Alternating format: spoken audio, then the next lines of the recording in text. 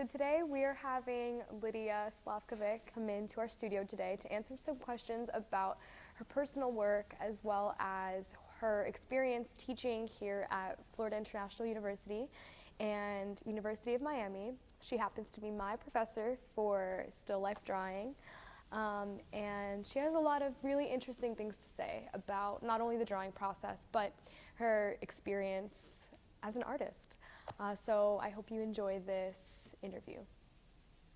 Okay, welcome. Thank you so much for coming and agreeing to talk a little bit about yourself this morning. Yeah, thanks for giving me an opportunity to talk about my work. Of course. Okay, so we'll just go ahead and jump right in and begin at the beginning. So could you tell me a little bit about your background as an artist? And if you wouldn't mind sharing the details, tell me what it was like going to school at the Academy of Fine Arts in Serbia. So yes, I grew up in Serbia, what used to be former Yugoslavia, until it fell apart during 90s. And I started, I'd say, my career, I don't even know if I can still call it that way, or my inquiry into art in high school. And it was a specialized high school for design and art. So I graduated as a technician of textile design. We had a heavy load of drawing there, history of art and textile design, a bit of photography, sculpture, so everything mixed. And very little sciences to my fortune, such as math and biology, physics and subjects like that. And that gave me really good preparation to apply to Academy of Fine Arts as a printmaker. And the application process was rather rigorous for both, for high school and for the academy, which meant you would have to go through a 5-day preliminary exam of drawing a model, portrait 2 days, and figure 2 days, and then 1 day of painting. So then, the committee considers that work as valid and as great part of application, plus the grades and your prior education. So I entered Academy as a printmaker. I was engaged in printmaking for a couple years. Then I realized they needed a bit freer process of learning through image, and I needed a little bit more color. So I switched majors and finally graduated in painting. But basically, the program at the time at the Academy of Arts, which is also a bit different now, and we're talking about beginning of 90s, was a compulsory program, a 5-year program of education. So your first, second, third, fourth, fifth year are pretty set as to what classes you will take. And you can't choose. And there were approximately 2 hours of theory work every day and about 6+ hours of studio practice every day. And as far as the studio, you're free to come in and walk out at any point. The models were appointed and they had to be there every day. So you had a choice of drawing a model or drawing from a model, expanding on, let's say, what might be the research in portrait or the research in figure or something that employed models, but it doesn't have to necessarily focus on the model. And it was entirely your responsibility to come to class, do the work. However many hours you put in is how your work will be affected. Professor would show up once a week or even once a month, and to give you a critique, which was oftentimes like 15, 20 minutes. Critique, not much, but pretty much you're left on your own to to research and to work. Okay. And yeah. So this kind of system really helps you develop your artistic style, I would assume, because you had all that freedom to play around with different approaches without, strict guidance. You had a freedom to explore, definitely, to search for, the possible, or actually not to search, but to try to understand yourself, to realize what are the important questions that you might want to ask. In terms of how the artistic style emerged, I think it had to do with predominantly with the political situation that was taking place at the country during the 90s, and that's falling apart of former Yugoslavia, and also my transition to a different territory, different culture, and the employment of different language. Okay, so I want to switch gears now and ask you a little bit more about the mediums that you choose to work with. After doing a little bit of preliminary research, I saw that you have work ranging from the use of charcoal pencil to even coffee. What inspired that? What inspired those mediums? Yeah, coffee. Particularly the coffee, because that's very unique.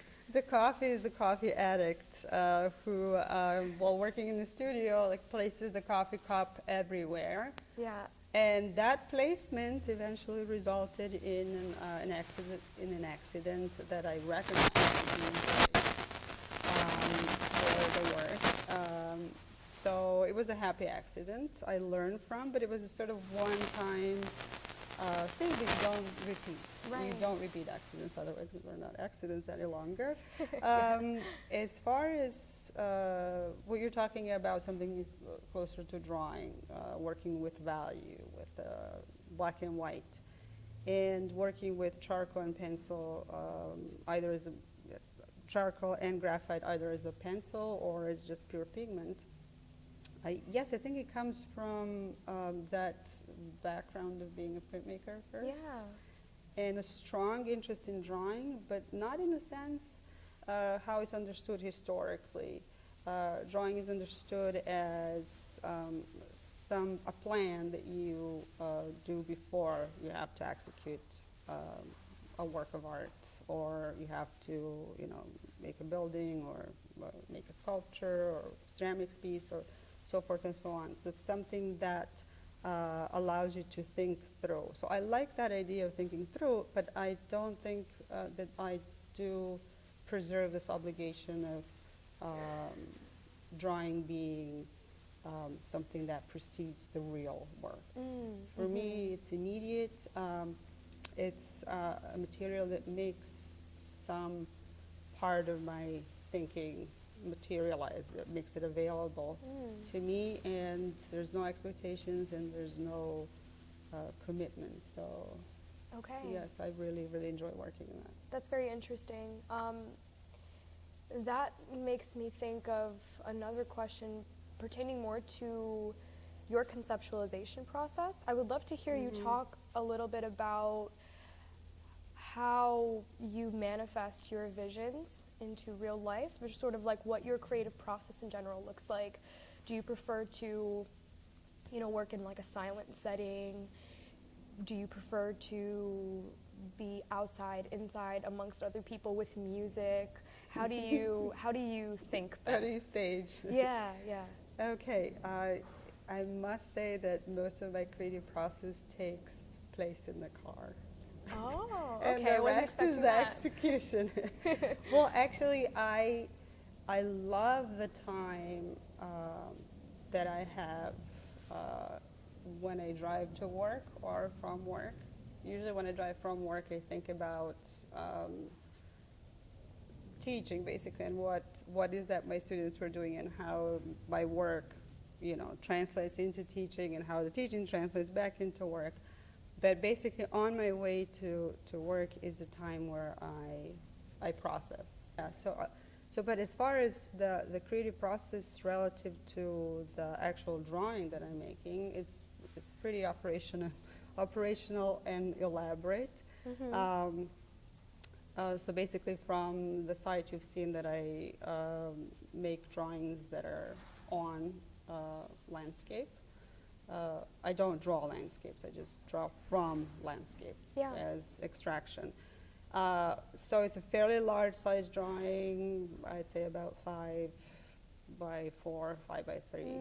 Okay. Yeah. So it's like almost human-like scale, and it begins by projecting any Google image of landscape, like randomly, on the sheet of paper, and just physically tracing it with a marker usually, and then putting that sheet of paper on a huge table that I just finished building. Actually, it's really great. It's an enormous size table that really allows me to enter the drawing without necessarily seeing what is that I'm drawing. So I cover all of the drawing but the part that I'm working in at the moment. And then I work in that part based on what I remember this was, or it's just, at some point it's just a pure response to the shape that I'm seeing. Okay. And at other points it's just frustration or just repetition, sort of, okay, 2 minutes, 3 minutes, 4 minutes of time doing nothing, basically. Right. So all sorts of things come into this work, which happens when the drawing is horizontal. And then once I'm done with that part, I move to the next. I cover everything. So at the time of work, only one part is uncovered. So when the drawing is done, when all the parts are filled in, if I could use that term, when you put it up there, yes, it does amount to a landscape, but there's something awkward about it because the way that the parts are jointed is not quite the way one would expect. Wow, that's very interesting. That definitely gives it like an unconventional touch. And it It's must be like a surprise to you when you unveil, when you expose. I love that part. I love that the part whole when you thing. unveil, and yes, and you see how things could be lining up potentially, and how it's definitely not a landscape. So I really enjoy that, seeing the process. Yeah, there's always something like very compelling about imperfection and distortion in some way, like. Yes, because you can't place it. There's a moment in which, a moment of surprise. You don't quite know. And so the thing has the potential of being anything at the moment until you settle on the particular combination. Okay, yeah. So segueing into the last question that I have for you, I read that you've been doing a lot of research since 2011, is it? About the correlation between visual language, spoken language, and you talked about how in elementary school that was really facilitated for you, is that sort of learning style. What do you think your personal work is trying to say to the world? Or what are you trying to say through it? Okay, I still don't know yet what I'm trying to say through it, but what I'm saying through it, but what I'm trying to say comes from, as I already said, discomfort with language. And also now being an immigrant and then English being my second language, that took on a completely different research and things that I became aware of when I started to do a closer inquiry about 2010, 2011 into it. So the way I understand it is, or experience it, as most of us do, is that the language does capture or frames experience, and it does so it could be portable. It places it so that we could communicate it, offer it to somebody or accept it. So basically, and when it does frame the experience, it frames it by using particular language that you're speaking. And languages are different. They differ for me based on sound, based on how the letters appear, or how the sound visually appears. It could formally differ, like for instance, in English you use a lot of possessives, like bring me my cup. Where's my breakfast? Thank you for your time. So it's always this mine and your embedded into it, into the sentence. Or, plurals, or in Serbian language, assigns gender to things. Yeah. So, the chair is feminine, the table is masculine, and stuff like that. So this really determines the way we relate to one another, to self, and how we relate to the world. And that inspired research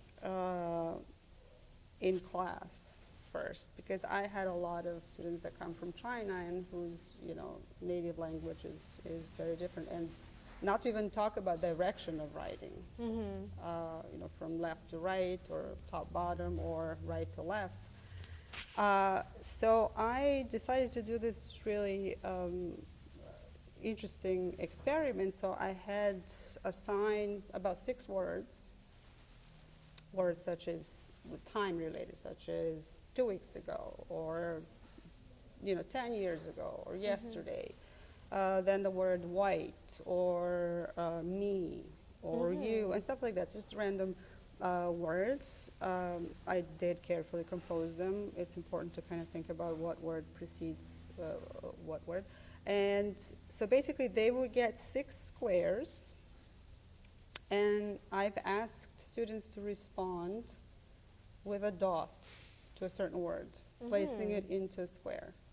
It's incredible, because in order for us to be able to do that, we have to see this word and somehow experience it with the body. Right. So you, first of all, you're creating an image of the word, which then becomes a picture, and the picture is a dot. Yeah, and you have to place it spatially. You have to place it spatially. So it was very, very curious to see, and kind of expected that Western students would, their conception of time as mapped was very different from, let's say, my Asian students. Wow. And their understanding of self and placement of self on the sheet of paper, on the little square, and the reason why it's square, so it doesn't have preference, so it's not horizontal nor vertical, not landscape nor portrait, but it's kind of it's circular.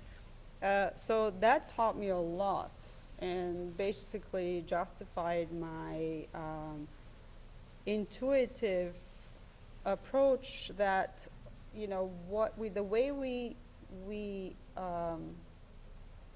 materialize language, let's say through image, can give us a great access, or give me a great access as to how it organizes me. Wow. So in a sense, I'm trying to do that, but not with great depth yet, where I want it to be in my work, trying to first talk about that there are 2 things happening. One thing is that I accept the notion, the frame of experience that language provides me with, so to be able to communicate that experience, but that at the same time I must be aware how I'm actually constructing this. So that's hence the landscape in such a way, because you do see it as a landscape, but at another point it's really not, because there's something about it that doesn't let you settle on what you see. So basically, I think it's extremely important, I believe it's extremely important that we are aware of that, these simultaneous processes taking place, because in that case, any notion can be changed, or it's just temporary, or we could be able to kind of move around it and account for the position that we wouldn't otherwise. So this is how the 2 are related. Yeah. So we might do this in class Oh, perfect. with a dot, something to look forward That's to. interesting. I'm already thinking Now about you what know I would. what you're. No, you're not supposed to. It's okay. I'm going to listen to this whole We won't explanation. do it then. Okay. All right. Well, I think that's a really good note to end on in light of our constrained time today as well. I want to thank you again so much for coming in and letting me pick at your brain. I've been wanting to do that since the beginning of the semester, since I've had you as a professor. You always drop some kind of interesting wisdom in class, and I always like wind up thinking about it Oops. outside of class. That's So thank great. you again for coming. No, great, thank you. Thanks for, making this time for me to kind of reflect back on where I was and where I am right now. Of course, it was my pleasure. Thank you. Okay.